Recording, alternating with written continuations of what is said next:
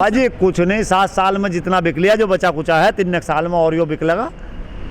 जो बचा उचा है देश में सामान सुमून यो बिक लगा 3 साल में, और हम तो ये लग रहा निमट लगा देश 3 साल में। और तो ये आज़ादी यो दे रहे कट्टा का नाम 700 रुपये का कट्टा 2400 रुपये का कर बिजली के बिल जो 8 गुने बढ़ा कर वो दे रहे हैं आज़ादी। यो आज़ादी नहीं चाहती हम भाई। कुछ नहीं, मैं बता दूँ ना, जब फसल की बुआई थी उस समय किसान ने 2400 रुपये का खरीदा, आज इन्होंने छूट कर दी। ये तो जैसे गैस की सब्सिडी खा गए, ये सारी की सारी सब्सिडी किसान के नाम पर जो सब्सिडी की का यो विदेशों तक से फंडिंग होती है, उस सब सब्सिडी को खाने का प्लान इन सरकारों का है। ये चोरों की सरकार है कतई। डीएपी तो हम पिछली सरकार में 700 रुपये में मिल रही थी और इन्होंने 2400 बेच ली। ये व्यापारी हैं, ये सरकार नहीं है, ये है व्यापारी।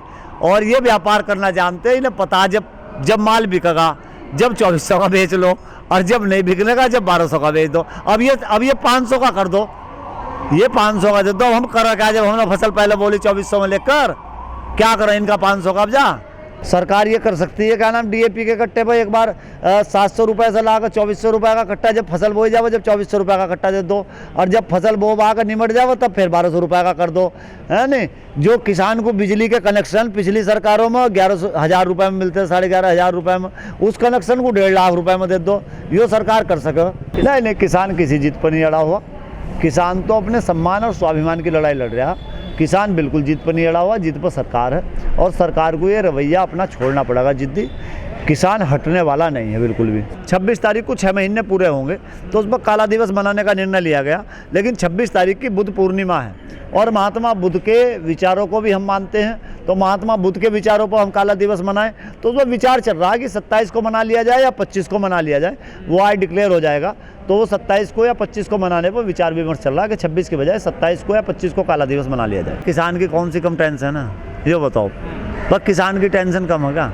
किसान तो अपनी टेंशन बता रहा, 70 सालों में ये लूट कर खा गए, तो किसान की भी तो टेंशन है। एक नारा था कि उत्तम खेती, मध्यम बान, अधम चाकरी और भीख निदान। खेती जो थी सबसे उत्तम पेशा था, आज खेती सबसे निकृष्ट काम हो गया। अगर गांव के अंदर किसी व्यक्ति से जाकर आप ये कहो कि भाई तेरा बालक की नौकरी लगा तो ज़मीन बेच दे, तो वो अपनी सारी की सारी ज़मीन बेच देगा। आखिर क्यों? ये हालात पैदा करने के लिए कौन जिम्मेदार है?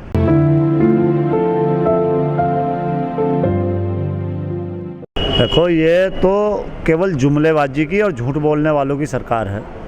जो 2000 रुपये अनुदान की बात की गई, पीएम किसान सम्मान निधि के नाम से इन्होंने जो 2000 रुपये की निधि जारी की, उस निधि की ज़रूरत किसान को कहाँ? किसान को तो अपने फसलों के वाजिब दाम की ज़रूरत है। और जो डीएपी की बात अभी आप कर रहे हो, 700 रुपये का डीएपी का कट्टा था, उस डीएपी के कट्टे को घटाकर 45 किलो का किया गया और 1200 रुपये का खाद का कट्टा हुआ। 1200 रुपये से बढ़ाकर भी 2 महीने पहले तो 1900 रुपये का करा गया, और 15 दिन बाद फिर वो 2400 रुपये का कट्टा किया गया।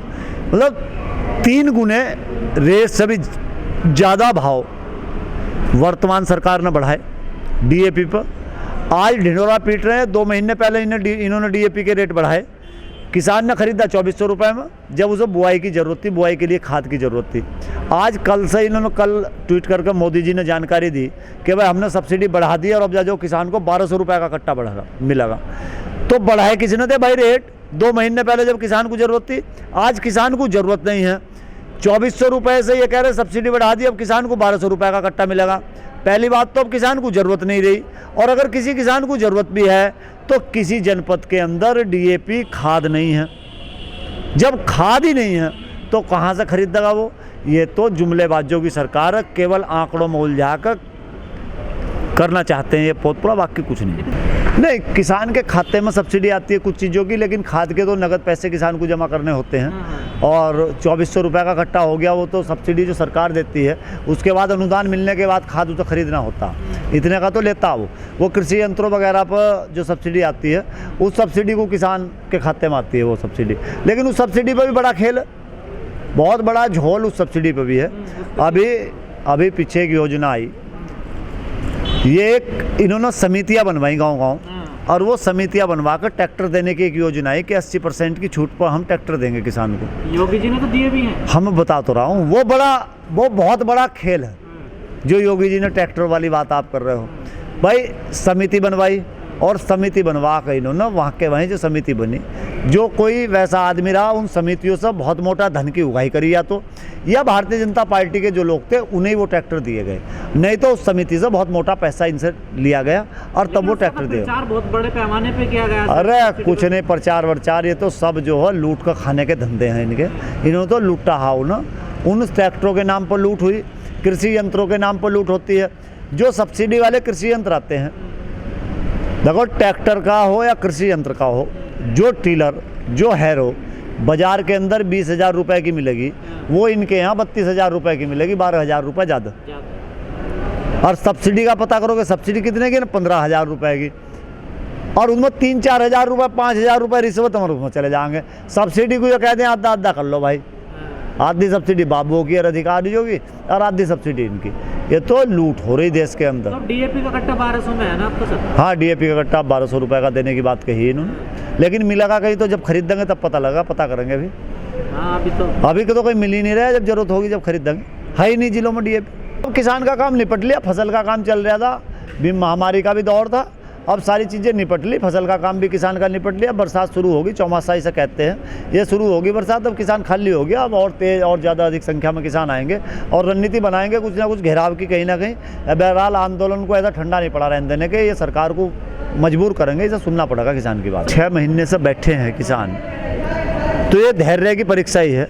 रामायण में भी जब 3 दिन रामचंद्र जी को बैठे हुए हो गए समुद्र के किनारे, तो तब रामचंद्र जी ने भी कहा था कि विनय न मानत भयमिन, है ना, होए न प्रीत, तब बोले राम सको बिन होए न भयबिन प्रीत। तो रामायण में भी एक चौपाई आती है इस तरह की। तो अगर ये भय देखना चाहते हैं तो किसान जाएगा संसद की तरफ, वो कूच करेगा। नहीं तो क्या जिद है भाई, संशोधन क्यों कर देंगे? न्यूनतम समर्थन मूल्य पर की गारंटी क्यों नहीं दे सकती सरकार? न्यूनतम समर्थन मूल्य गारंटी दे सरकार, क्यों नहीं दे सकते? अच्छा, व्यवस्था के रूप में आज इन्होंने क्यों नियम बना रखा कि शुगर मिल के 15 किलोमीटर के दायरे में कोई क्रशर नहीं लगने का? लगवा दो ना, पता चल जाएगा ही ना। वो सरकारी व्यवस्था है मंडियाँ, उस मंडी के बाहर एक बिना टैक्स के एक आदमी व्यापार करेगा और एक मंडी के अंदर टैक्स देगा। एक पहलवान को घी पियाया जाएगा और एक पहलवान को पानी भी नहीं मिलने का। अरे भाई, कागजों से तो देश चल रहा। वे लगे हुए होंगे तो वो भी तो सरकारी किसी आदमी के होंगे या सरकार को किसी को दे रहे होंगे, जब भी तो लगे हुए होंगे। देश तो कागजों पे चल रहा, कागजों से चलो देश। तो वो लगा हुआ होगा तो किसी सरकारी आदमी का होगा, किसी व्यवस्था में शामिल होगा वो इनकी व्यवस्था में। हमारा तो नहीं लगन देने के भाई। लाइक होती सरकार जब 12 के 12 पॉइंटों में अब संशोधन करेगी, तो सरकार की जिद नहीं है। न्यूनतम समर्थन मूल्य पर जितनी बार भी वार्ता हुई, सरकार न्यूनतम समर्थन मूल्य पर वार्ता के लिए तैयार नहीं। सबसे पहले न्यूनतम समर्थन मूल्य की गारंटी दे सरकार। न्यूनतम, ये मीडिया के अंदर एक भ्रामक प्रचार प्रसार किया जा रहा है कि भाई हम तो 12 वो थे पॉइंट, 12 के 12 में संशोधन करने को तैयार हैं, किसान हटने को तैयार नहीं। न्यूनतम समर्थन मूल्य पर संयुक्त किसान मोर्चा वार्ता करना चाहता है, सरकार वार्ता करने के लिए तैयार नहीं। जितनी बार भी वार्ता हुई, किसानों ने कहा कि भाई न्यूनतम चलो ये सर मुद्दा एमएसपी का थोड़ा था, ये तो कानूनों की बात है। कानूनों की बात लेकर शुरुआत हुई आंदोलन की, लेकिन पहले दिन से जो आदरणीय टिकैत साहब का बयान आया, वो न्यूनतम समर्थन मूल्य की मांग को लेकर बयान आया। ये लड़ाई जब तक पंजाब और हरियाणा की थी, तब तक 3 कृषि कानूनों की लड़ाई कह सकते हो आप, लेकिन पूरे देश का किसान आज इस आंदोलन के साथ है और न्यूनतम समर्थन मूल्य की लड़ाई पूरे देश की लड़ाई है, 2 राज्यों की लड़ाई। भाई सरकार ने तो तोड़ने के बहुत प्रयास किए। सरकार इसीलिए तो ये कह रही थी कि हम जो हैं इन पर तीनों पर 12 जो अमेंडमेंट हम 12 अमेंडमेंट कर देंगे। ये हरियाणा और पंजाब के किसान को वापस करने का ही प्रयास तो था। एमएसपी मिलती है ना, देखो मैं पूरी बात बताऊँ, वार्ता जो आप कह रहे हो कि भाई किसान अड़े हुए हैं, वार्ता यहाँ अड़ी हुई है कि न्यूनतम समर्थन मूल्य पर सरकार वार्ता करने के लिए तैयार नहीं हुई एक बार भी।